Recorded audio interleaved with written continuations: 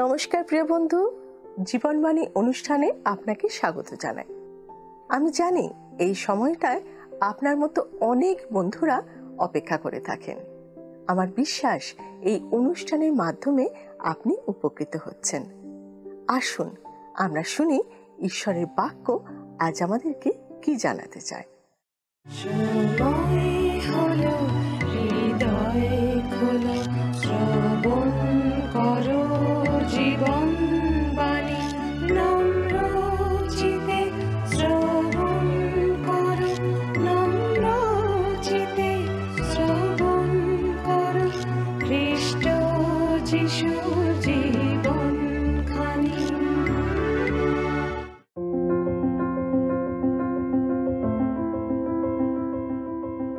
আপনি নিশ্চয়ই জানেন যে এই অনুষ্ঠানে আমরা পবিত্র বাইবেলের বিভিন্ন পুস্তক থেকে আলোচনা করে থাকি। আর বর্তমানে আমরা আমাদের এই আলোচনায় বাইবেলের পুরাতন নিয়মের জিরোমীয় ভাবাদির পুস্তকটি থেকে আলোচনা করছি। ইতিমধ্যেই আমরা 25 অধ্যায় পর্যন্ত আলোচনা শেষ করেছি, আর আজকে আমরা 26, 27 ও 28 এই তিনটি অধ্যায় নিয়ে আলোচনা করব। এই অংশে আমরা দুটি বিষয় দেখব। এক, জিহোয়াকিমের রাজত্বকালে মন্দির প্রাঙ্গণে দাঁড়িয়ে জিরোমীয় ভাবাদি যে বার্তা দিয়েছিলেন সেই বিষয়ে, এবং দুই, একটা জোমালির উপমা। আপনাদের নিশ্চয়ই মনে আছে 7 অধ্যায়ে যখন আমরা আলোচনা করছিলাম তখন দেখেছি জিরোমীয় ভাবাদি সদাপ্রভুর গৃহের দ্বারে দাঁড়িয়ে ভাববাণী প্রচার করছেন, আর এখন আমরা দেখব তাকে মন্দিরের প্রাঙ্গণে দাঁড়াতে বলা হয়েছে। 26 অধ্যায় 2 পদে লেখা আছে, দেখুন 26 অধ্যায় তার 2 পদ লেখা আছে, সদাপ্রভু এই কথা কহেন, তুমি সদাপ্রভুর গৃহের প্রাঙ্গণে দাঁড়াও এবং সদাপ্রভুর গৃহে প্রণিপাত করণার্থে আগত জিহুদার সমস্ত নগরবাসীকে যে সকল কথা বলিতে আমি তোমাকে আজ্ঞা করি সে সমস্ত তাহাদিওকে বলো, এক কথাও চাপিয়া রাখিও না।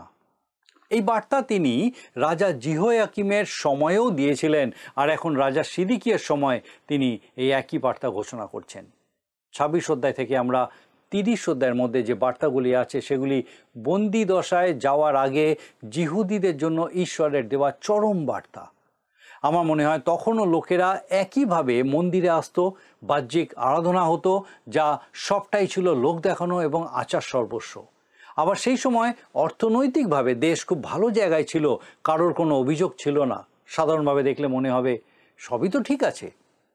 তাহলে মনে হয় ঈশ্বর রেগে গিয়ে এই সমস্ত কথা বলছেন, কিন্তু প্রকৃতপক্ষে মানুষেরা ঈশ্বর থেকে অনেক দূরে ছিল, আর সেখানে বিভৎস পাপ রাজত্ব করছিল। সেই জন্য জিরোমীয় ভাবাদিকে তাদের বিরুদ্ধে চিৎকার করে ভাববাণী বলতে হয়েছিল। ঈশ্বর হয়তো চাইছিলেন যে তারা পাপ থেকে ফিরুক। 3 পদে আমরা সে কথাই দেখতে পাই, দেখুন লেখা আছে 3 পদ, হয়তো তাহারা শুনিবে ও প্রত্যেকে আপন আপন কুপথ হইতে ফিরিবে, তাহা হইলে তাহাদের আচরণের দুষ্টতা প্রযুক্ত আমি তাহাদের যে অমঙ্গল করিতে মনস্থ করিয়াছি তাহা হইতে ক্ষান্ত হইব। এখানে ঈশ্বর বলছেন তিনি ক্ষান্ত হবেন, অর্থাৎ তিনি যা করবেন বলে ঠিক করেছিলেন তা করবেন না। তার সিদ্ধান্ত পাল্টে যাওয়ার মানেই নয় যে তিনি মন পরিবর্তন করেছেন, কিন্তু তিনি বুঝাতে চাইছেন মানুষই মন পরিবর্তন করেছে। মানুষ মন পরিবর্তন করলে ঈশ্বর আর তার বিচার করবেন না, তিনি তাকে আশীর্বাদ করবেন। আপেক্ষিকভাবে মনে হতে পারে যে ঈশ্বর মন পরিবর্তন করেছেন। আসলে ঈশ্বর সবসময় পাপের শাস্তি দিয়ে থাকেন, কিন্তু পাপীরা যখন তার কাছে আসে তখন তিনি তাদেরকে ক্ষমা করেন। একজন পাপী যার প্রতি ঈশ্বরের বিচারাজ্ঞা আছে, সে যখন ঈশ্বরের প্রতি ফিরে আসে তখন সে আশীর্বাদ লাভ করে, উদ্ধার পায়। দেখে মনে হয় যেন ঈশ্বর মন পরিবর্তন করেছেন। আসলে পাপী মানুষই মন পরিবর্তন করে। ঈশ্বর জিহুদিদের বলছেন তারা যদি মন পরিবর্তন করে তাহলে তিনি তাদের ধ্বংস করবেন না, তাদের বিচার করবেন না। আসুন আমরা এখন এর পরের 3টি পদ পাঠ করি। লেখা আছে, তুমি তাহাদিওকে বলিবে, সদাপ্রভু এই কথা কহেন, তোমরা যদি আমার কথা না শোনো, আমি তোমাদের সম্মুখে যে ব্যবস্থা দিয়েছি সেই পথে না চলো, আমি তোমাদের কাছে যাহাদিওকে পাঠাইয়া আসিতেছি, কিন্তু প্রত্যুষে উঠিয়া পাঠাইলেও যাহাদের কথা তোমরা শুনো নাই, আমার দাস সেই ভাববাদীদের বাক্য না শুনো, তবে আমি এই গৃহ শিলোর সমান করিব এবং এই নগর পৃথিবীস্থ সমস্ত জাতির কাছে অভিশাপের বিষয় করিব। 4 থেকে 6 পদ। গৃহকে শিলোর সমান করবেন, অর্থাৎ তিনি জেরুসালেম ধ্বংস করবেন। তিনি আরো বলছেন পৃথিবীর সামনে জেরুসালেমকে অভিশাপের বিষয় করবেন। আপনি জানেন দীর্ঘদিন ধরে জেরুসালেম পৃথিবীর কাছে একটা সমস্যা হয়ে দাঁড়িয়ে আছে। ঈশ্বর যেমন বলেছিলেন জেরুসালেম ঠিক সেই রকম পৃথিবীর অনেক দেশের কাছে একটা সমস্যার মতো। এবার দেখা যাক জেরুসালেমের ধ্বংসের ভাববাণী করার পর জিরমীয় ভাববাদীর কি হলো। আসুন পাঠ করি 8 পদ। লেখা আছে, আর জিরমীয় সমস্ত লোকের কাছে সদাপ্রভুর আজ্ঞাপিত সকল কথা বলিয়া সাঙ্গ করিলে পর যাজকগণ, ভারবাদীগণ ও সমস্ত প্রজালোক তাহাকে ধরিয়া কহিল, তুমি মরিবেই মরিবে। পরিস্থিতি ধীরে ধীরে আরো জটিল হচ্ছিল। জিরমীয় ভাববাদীর মাধ্যমে ঈশ্বর যে বার্তা পাঠাচ্ছিলেন, লোকেরা তার বিরোধিতা করছিল, আর এখন তারা জিরমীয় ভাববাদীকে হত্যা করার কথা ভাবছে। কারণ এটা আরো জটিল হয়ে যাচ্ছে। কারণ সেখানে 3 ধরনের লোক আছে। প্রথমত রাজা, অর্থাৎ রাজনৈতিক শাসনকর্তারা বা অধ্যক্ষেরা। দ্বিতীয়ত যাজক এবং ভাববাদীরা, এবং তৃতীয় সাধারণ মানুষ। 11 পদ পাঠ করলে সেটা আরও পরিষ্কার হবে। আসুন আমরা 11 পদটা পাঠ করি, দেখি সেখানে লেখা আছে। 11 পদে লেখা আছে, পরে যাজকগণ ও ভাববাদীগণ অধ্যক্ষদিগকে ও সমস্ত প্রজালোককে কহিল, এই ব্যক্তি প্রাণদণ্ডের যোগ্য, কেননা এই নগরের বিপরীতে ভাববাণী বলিয়াছে, তোমরা তো সকর্ণে তাহা শুনিয়াছ। এখানে স্পষ্ট বোঝা যাচ্ছে যাজক এবং ভাববাদীরা একমত হয়েছিল। তারা জিরমীয় ভাববাদীর মৃত্যুদণ্ড সম্পর্কে নিশ্চিত ছিল। তারা কোনোভাবেই তাদের মত পরিবর্তন করেনি।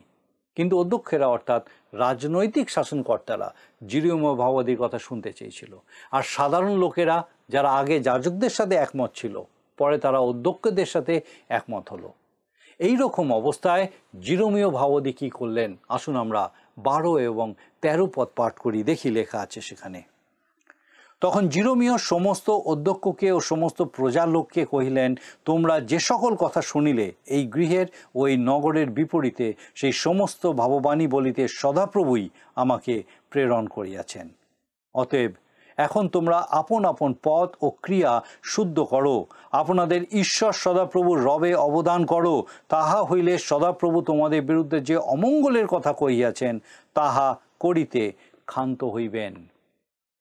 এখানে জিরমীয় ভাববাদী পরিষ্কার করে দিয়েছেন যে কেন ঈশ্বর বারবার তাদেরকে শাস্তি দেওয়ার কথা বলছেন। একটা কথা মনে রাখতে হবে, জিরমীয় ভাববাদী পবিত্র নগর এবং পবিত্র মন্দির ধ্বংসের কথা বলেছেন, যা ঈশ্বর নিন্দার সমান। কারণ জেরুসালেম ঈশ্বরের প্রিয় শহর এবং জেরুসালেম মন্দির তাঁরই মন্দির। তারা বলতে চাইছে ঈশ্বর সেটা কখনোই হতে দেবেন না। তাই জেরুসালেম মন্দির ধ্বংসের ভাববাণী করা ঈশ্বর নিন্দার সমান। আর জিরমীয় ভাববাদী বলছেন, তোমরা যা ভাবছো তা হবে না, কারণ তোমরা ধর্ম থেকে নৈতিকতাকে বাদ দিয়ে দিয়েছ। ঈশ্বর খুব স্পষ্ট করে বলছেন, তোমরা আপন আপন পথ ও ক্রিয়া শুদ্ধ করো। যারা তাদের ধর্মবিশ্বাসে খুবই গোড়া, তাদের ক্ষেত্রে এটা একটা বড় সমস্যা। তার ঈশ্বরের বাক্যকে, অর্থাৎ পবিত্র বাইবেলকে একটা ভক্তির বস্তুতে পরিণত করে। আমিও ঈশ্বরের বাক্যে এবং আমার ধর্মবিশ্বাসে খুবই গোড়া, কিন্তু একটা বিষয় আমি খুব স্পষ্ট করে বলতে চাই, আপনার বিশ্বাস থেকে নৈতিকতাকে কখনোই বাদ দেওয়া যাবে না। সেটা সম্পূর্ণ ভুল। অনেকেই ধর্মকর্ম করে, কিন্তু ঈশ্বরের বাক্যকে, অর্থাৎ পবিত্র বাইবেলকে সৌভাগ্যের বস্তু হিসেবে গণ্য করে। তারা ঈশ্বরের বাক্য অনুযায়ী আপন আপন পথ ও আপন আপন ক্রিয়া শুদ্ধ করে না। আমার একটা গল্প মনে পড়ে যাচ্ছে। একজন সৈন্য সবসময় তার জামার পকেটে একটা নতুন নিয়ম রেখে দিত। যুদ্ধের সময় একবার তার শত্রুপক্ষের একটা গুলি তার বুকে লাগে, কিন্তু সেই বাইবেলটা থাকার জন্য গুলিটা তার শরীরের মধ্যে ঢুকতে পারেনি, সে বেঁচে যায়। এখন আপনি যদি বলেন যে পকেটে বাইবেল ছিল বলে সে বেঁচে গেল, তাহলে আমার মনে হয় আপনি ঠিক বলছেন না। বাইবেলের জায়গায় অন্য কোনো বই থাকলেও সে বেঁচে যেত। আমরা মূর্খের মতো ঈশ্বরের বাক্য তথা বাইবেলকে সৌভাগ্যের প্রতীক হিসাবে দেখি। আমরা অনেকেই ঘুমানোর সময় মাথার কাছে বাইবেল রেখে ঘুমাই, ভালো, কিন্তু মনে রাখবেন, বাইবেল আপনার সাথে থাকলে আপনার বিশেষ কোনো লাভ হবে না, যতক্ষণ না আপনি পবিত্র বাইবেলে উল্লিখিত ঈশ্বরের বাক্যগুলো বিশ্বাস করছেন এবং সেই মতো নিজের আচার আচরণ শুদ্ধ করছেন। ঈশ্বরের বাক্যে যে সমস্ত নীতিকথার উল্লেখ আছে, সেগুলিকে আমাদের জীবন থেকে বাদ দিয়ে কিভাবে আশা করতে পারি যে আমরা ঈশ্বরের আশীর্বাদ লাভ করব? ভক্ত ভাওবাদীরা এটাই করত। আজকের দিনেও অনেকে বলে থাকে তাদের জীবনে কোনো সমস্যা আসবে না, কারণ তারা নিষ্ঠার সাথে তাদের ধর্ম পালন করে চলেছে। তাদের উদ্দেশ্যে বলতে চাই, আপনি যদি জীবন্ত ঈশ্বর থেকে দূরে সরে যান, তাহলে আপনার জীবনেও ঈশ্বরের বিচার নেমে আসবে। আপনার ধর্মকর্ম আপনাকে রক্ষা করতে পারবে না। যে বিষয়টা আমি বারবার বোঝাতে চাইছি সেটা হলো, যাজকেরা এবং মিথ্যা ভাওবাদীরা তাদের মন পরিবর্তন করেনি। তারা জিরোমীয় ভাওবাদীকে হত্যা করতেই চেয়েছিল, কিন্তু অধ্যক্ষেরা মন পরিবর্তন করেছিল, আর তাই জিরোমীয় ভাওবাদীকে হত হতে হয়নি। তারা তার কথা শুনতে চেয়েছিল। আমাদের মনে রাখা উচিত, রাজনৈতিক নেতাদের দুর্নীতি পরায়ণ হওয়া বা চরিত্র হারিয়ে ফেলা অপেক্ষা ধর্মীয় নেতারা যদি দুর্নীতি পরায়ণ হয় বা চরিত্র হারিয়ে ফেলে, সেটা অনেক বেশি মন্দ বিষয়। যাদের হাতে রাজ্য বা দেশের ক্ষমতা, তারা যদি দুর্নীতিগ্রস্ত হয়, সেটা খারাপ বিষয়। কিন্তু যখন ধর্মীয় নেতৃবর্গ দুর্নীতিগ্রস্ত হয়, তখন তা ভয়ঙ্কর মন্দ বিষয়। আমি আপনাদের স্মরণ করিয়ে দিতে চাই যে প্রভু যীশু খ্রিস্টকে যারা ক্রুশের উপরে হত্যা করেছিল, তারা ধর্মীয় নেতৃবর্গ, যাজক শ্রেণী। তারাই জনগণকে উত্তেজিত করেছিল, যারা চিৎকার করে বলেছিল, উহাকে ক্রুশে দাও, উহাকে ক্রুশে দাও। আর এখন জিরোমীয় ভাওবাদীর সময় আমরা দেখছি ওই ধর্মীয় নেতৃবর্গই তাকে হত্যা করার বিষয়ে মনস্থির করেছে। এটা আর একটা বিভ্রান্তিকর বিষয় আমাদেরকে দেখিয়ে দেয়। একটা প্রচলিত কথা আছে, জনগণের স্বরই ঈশ্বরের ইচ্ছা। পৃথিবীর বেশিরভাগ দেশের মানুষই এই কথাটা বিশ্বাস করে। তারা মনে করে জনগণই শেষ কথা, তাদের মতামতই চূড়ান্ত। কিন্তু জনগণ চপল চিত্ত বা খামখেয়ালি। তারা আজ কোনো এক বিশেষ ব্যক্তির ব্যক্তিত্বে আকৃষ্ট হয়ে তাকে অনুসরণ করে, আবার অল্প কয়েকদিনের মধ্যেই অন্য কোনো বিশেষ ব্যক্তিত্বের অনুসরণ করতে পারে। জেরুজালেমের লোকেরা প্রথমে যাজক এবং ভাওবাদীদের পক্ষে ছিল, আবার পর মুহূর্তেই তারা অধ্যক্ষদের পক্ষে চলে গেল।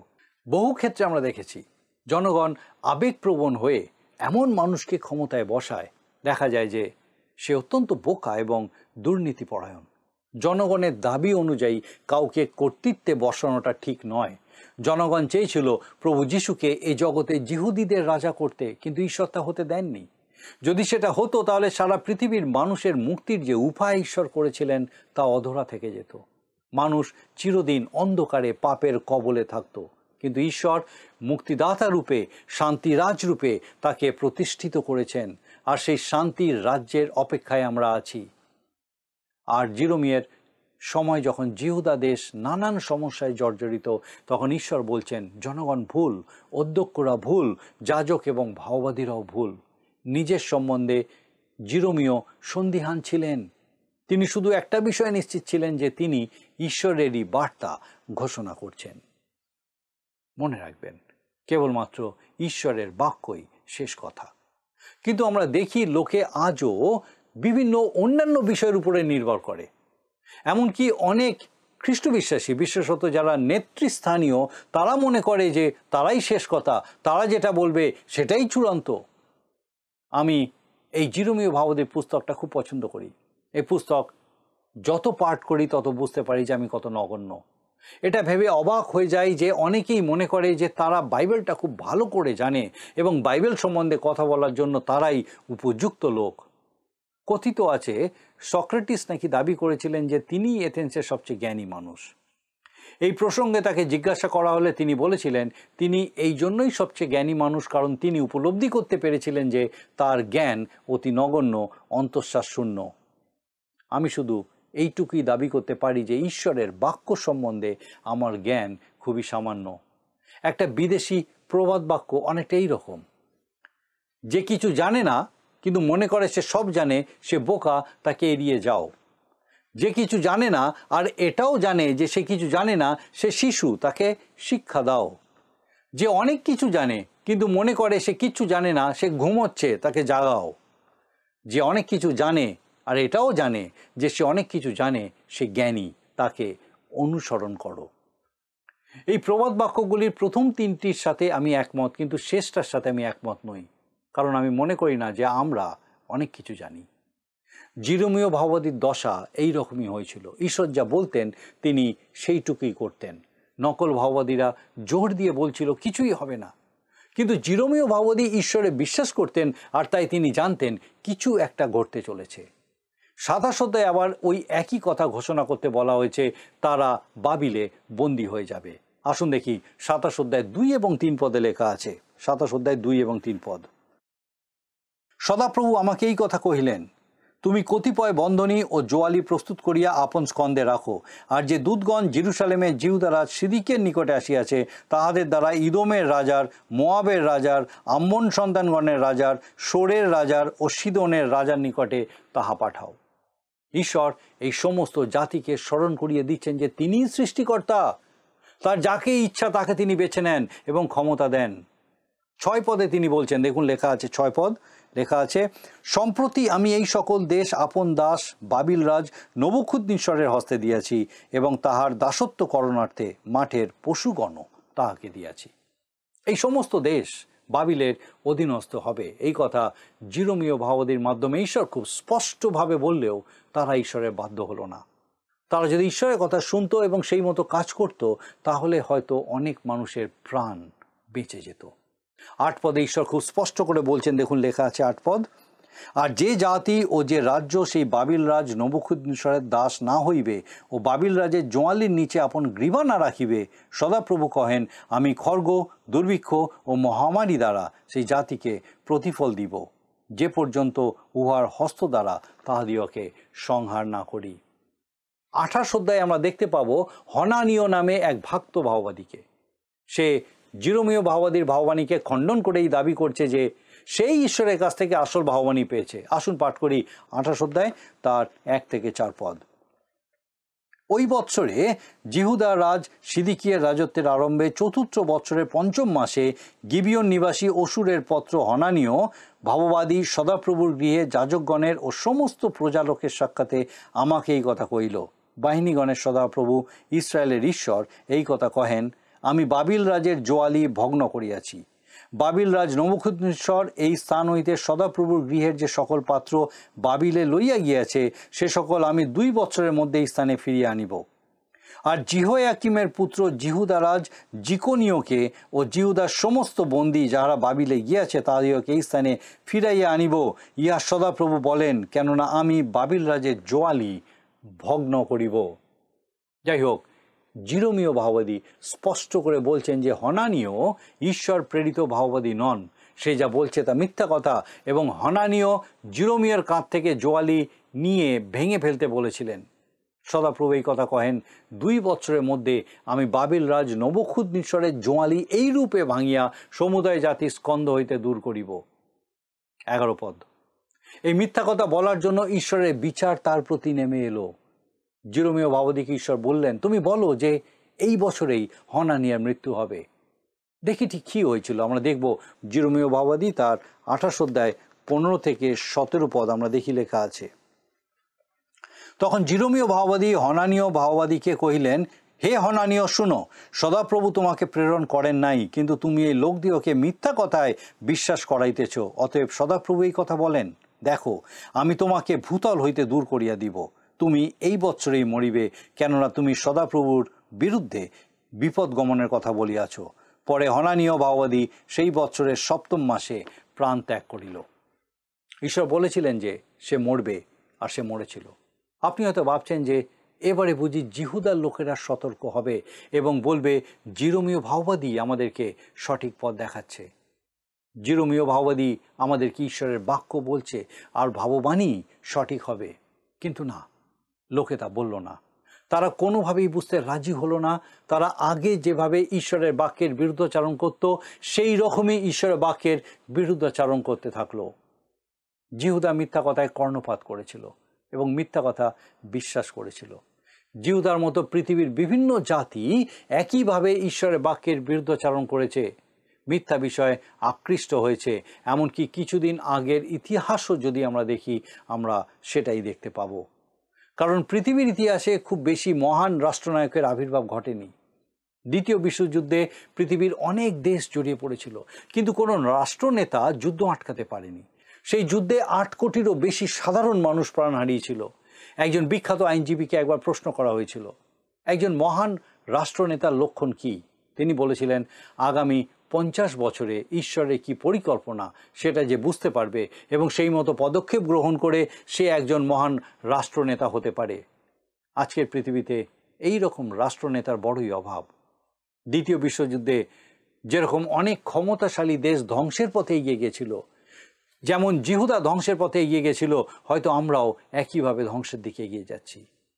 ঈশ্বর তার প্রতিজ্ঞা অনুযায়ী 70 বছর পর ইসরায়েল জাতিকে আবার নিজ দেশে ফিরিয়ে এনেছিলেন। ঠিক একইভাবে ঈশ্বর প্রতিজ্ঞা করেছেন তার মনোনীতদের তিনি এই পাপময় জগৎ থেকে উদ্ধার করে তার শান্তির রাজ্যে নিয়ে যাবেন। সেখানে প্রভু যীশু খ্রিস্ট ধার্মিকতার রাজত্ব করবেন। আশা করি আমার মতো আপনিও সেই রাজ্যের অপেক্ষায় আছেন। ঈশ্বর আশীর্বাদ করুন যেন তার এই যে বাক্য তিনি আমাদেরকে দিয়েছেন, সেই বাক্যে আমরা নির্ভরশীল হতে পারি। যে প্রতিজ্ঞা আমাদের জন্য তিনি রেখেছেন, সেই প্রতিজ্ঞা আমরা যেন বিশ্বাস করে তার প্রতি সমর্পিত হতে পারি। আপনাকে একই সঙ্গে অনেক ধন্যবাদ দেব যে আপনি আমাদের সঙ্গে এখনো পর্যন্ত উপস্থিত আছেন। আর আমার বিশ্বাস ঈশ্বরের বাক্য বিশেষভাবে আজকে আপনার জীবনে কার্যকারী হয়েছে। আসুন প্রার্থনা করি। মঙ্গলময় পিতা, তোমার ধন্যবাদ, স্তুতি, প্রশংসা, তোমার গৌরব করি। তোমার পবিত্র পরাক্রমে আরেকবার তোমার জীবন্ত বাক্য দ্বারা তুমি আমাদের সঙ্গে কথা বললে। সৈক্য পিতা, তোমার চরণে আমরা প্রত্যেকে সমর্পিত, বিশেষ করে আমাদের প্রত্যেক দর্শক বন্ধু, তাদের পরিবার পরিজন প্রত্যেককে রাখি। প্রভু, তোমার পবিত্র পরাক্রমে প্রত্যেককে তোমাতে সুস্থির রাখো।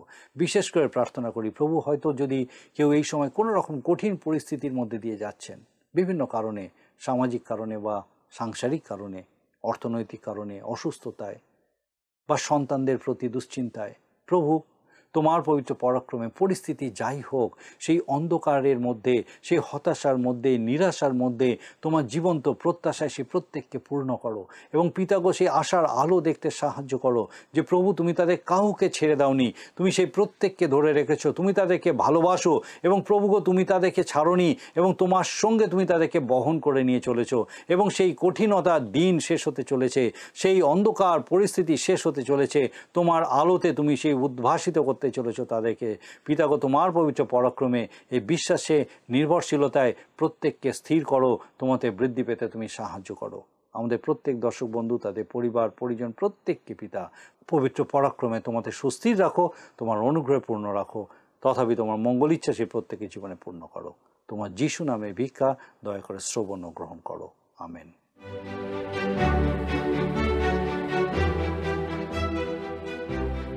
শাস্ত্র বলে বাক্য নিষ্ফল হয় না, আর তাই আমি বিশ্বাস করি আর যে বাক্য আপনি শুনেছেন তা আপনার জীবনে ফলপ্রসূ হবে। আপনার কোনো প্রশ্ন থাকলে আপনি টিভি স্ক্রিনে দেওয়া নাম্বারে আমাদের জানাতে পারেন। আমরা চেষ্টা করব আপনার প্রশ্নের উত্তর দিতে। এখন আমরা প্রশ্ন উত্তর পর্বে যাই এবং শুনে নিই আজকের দিনের প্রশ্ন। প্রিয় বন্ধু, আসুন আমরা আজকের প্রশ্ন উত্তরে আসি। গতকালের প্রশ্নের উত্তর অপশন বি, ডুমুর। আজকের প্রশ্ন, আজকের আলোচনায় মিথ্যা ভাববাণী বলার জন্য যে ভাববাদীর মৃত্যু হয়েছিল তার নাম কি? এ জিরোমিও, বি হোশেয়, সি হনানীয়, ডি হগয়। প্রিয় বন্ধু, এই প্রশ্নের উত্তর আগামীকাল সন্ধ্যা 6টার মধ্যে option A, B, C, D সহকারে আপনার নাম ও সম্পূর্ণ ঠিকানা সহ 9433497235 এই নম্বরে SMS বা লিখে পাঠাবেন।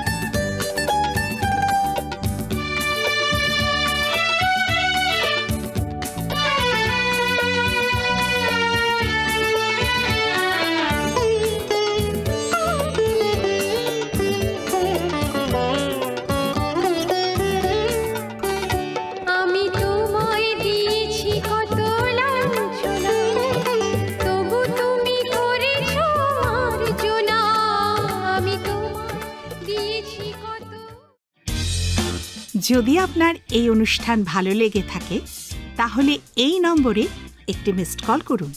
তাহলে আপনি পরের বারে বিজয়ী হতে পারেন।